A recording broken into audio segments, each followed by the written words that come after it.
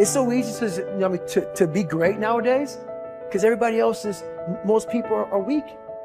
This is a softened generation. So if you have any mental toughness, any ability, if you have any fraction of self-discipline, the ability to not want to do it, but still do it. See, a lot of people pretend that they want more out of life, but all you have to do is watch their actions. Watch their actions. Watch what they're doing. Most people then wait for crisis or trauma or disease or diagnosis, and then they wait for loss, some tragedy to make up their mind to change. And my message is, why wait? And you can learn and change in a state of pain and suffering, or you can learn and change in a state of joy and inspiration. And I think right now, the cool thing is that people are waking up. You might be using the word but it's not because you're dumb. You don't understand how dangerous that word is. I'm coming here today to warn you. I'm coming here today to protect you. Stop using the word but. If you're not careful, it's a part of your vocabulary. If you're not careful, it can become a part of your DNA. Why are you constantly making excuses? Do you really believe that excuses are going to save you? Do you understand what it means that you have to get to a level that you have never been in your life? Do you really have the mental fortitude to level up? This is the time right now for you to recognize the truth about who you really are inside. All that you have to do in order to start to pursue your dreams is take small actions every day that align your life in that direction.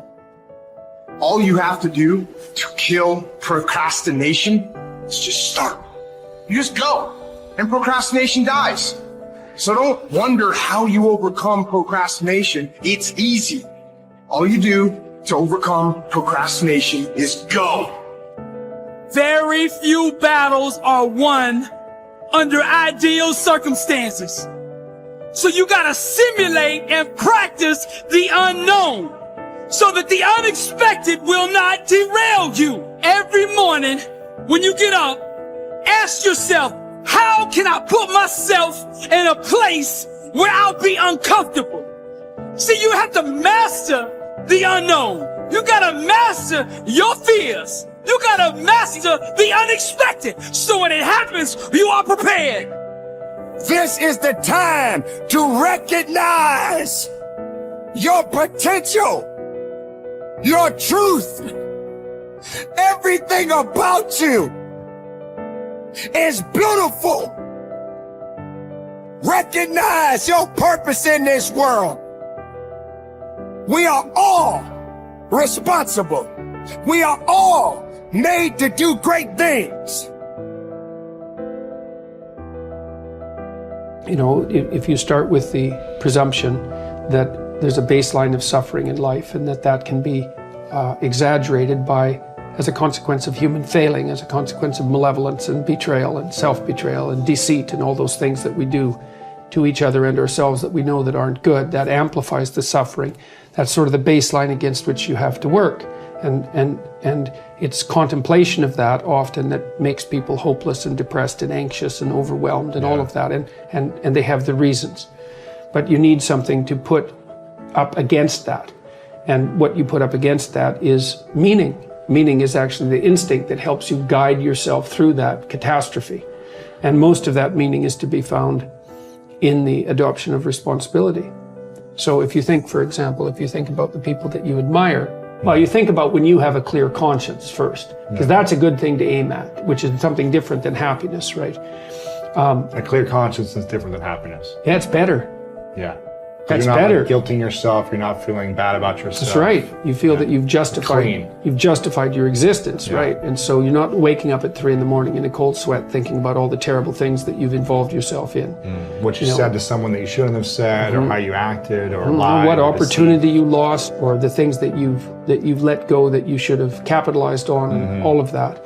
And so if you think about the times when you're at peace with yourself with regards to how you're conducting yourself in the world, it's almost always conditions under which you've adopted responsibility, right? At least the most guilt I think that you can experience perhaps is the sure knowledge that you're not even taking care of yourself, so that you're leaving that responsibility to other people, because that's pretty pathetic, and unless you're psychopathic.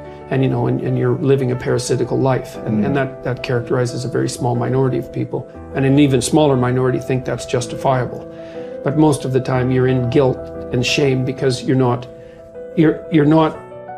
only are you not taking care of yourself, let's say, so someone else has to, but you're not living up to your full potential. And so there's an existential weight that goes along with that. If you don't learn how to effectively, not destructively, because that's where most people go, they get into an endless loop of self-punishment, which is totally ineffective. But if you don't learn to punish yourself, you will never get where you want to go. Now, that needs to pale in comparison to the amount of time that you reward yourself, and you need to earn that reward. If you're just lavishing yourself with emotional praise and you haven't done anything, then I think that will cheapen it, will ultimately mean nothing. And quite frankly, I don't think you can really bamboozle yourself. I don't think if you try to praise yourself for stupid I think some part of you knows you haven't done anything to deserve that praise. But when you set a bar and you meet that or exceed that, to then tell yourself, hey, you did it. You said you were going to do it. You did it. And that is worthy of praise. And getting good at praising yourself is incredibly important. And I think that most people have a very hard time doing both. Most people don't know how to effectively praise themselves. They don't know how to get themselves, first of all, to do things that are praiseworthy. And then when they do, they don't take the time to emotionally reward themselves, meaning you actually have to feel it. It can't just be intellectual. You've got to actually feel that. And the same with punishment. If you say you're going to do something, even if nobody's watching, and you don't do it, then you need to emotionally punish yourself. None of you will ever know whether I actually get out of bed in 10 minutes or less or not. But I say I do all the time. But every time I miss it, even if I miss it by seconds, I just gave myself the chills. Even if I miss it by seconds, I will punish myself for that. Because I said I was going to do it and I didn't do it. So the fact that nobody's watching is utterly irrelevant to me. It has everything to do with myself. Now, the reason that this is important, the reason that I think that people need to do this is because that's how you shape your behavior. So, like water, over time can create the Grand Canyon, or you can take a polishing rock and shape stones. You can shape your personality. You can certainly shape your identity and shape your behaviors if you learn how to reward and punish yourself. I know a lot of people don't want to hear that. That is the truth of the human condition. The great paradox there is an interesting and important paradox in life that you need to be aware of. It is that if you are an intelligent person, you do everything possible to organize your life in such a way that you minimize and avoid adversity and disappointment. This is a sensible and rational thing to do.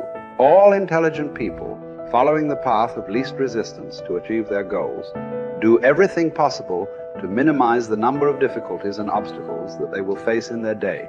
Today activities, disappointment is inevitable yet. In spite of our best efforts, disappointments and adversity are normal and natural, unavoidable parts of life. Benjamin Franklin said that the only things that are inevitable are death and taxes, but every bit of experience shows that disappointment is also inevitable. No matter how well you organize yourself and your activities, you will experience countless disappointments, setbacks, obstacles, and adversity over the course of your life. And the higher and more challenging the goals that you set for yourself, the more disappointment and adversity you will experience. This is the paradox. It is impossible for us to evolve and grow and develop to our full potentials except to the degree to which we face adversity and learn from it. All of the great lessons of life come as the result of setbacks and temporary defeats, which we have done our utmost to avoid. Adversity, therefore, comes unbidden, in spite of our best efforts. And yet, without it, we cannot grow into the kind of people who are capable of scaling the heights and achieving great goals. Adversity is what tests us throughout history. Great thinkers have reflected on this paradox and have concluded that adversity is the test that you must pass on the path to accomplishing anything worthwhile. Herodotus, the Greek philosopher, said, "Adversity has the effect of drawing out strength and qualities of a man that would have lain dormant in its absence." The very best qualities of strength, courage, character, and persistence are brought out in you when you face your greatest challenges and you respond to them positively and constructively. Everyone faces difficulties every step of the way.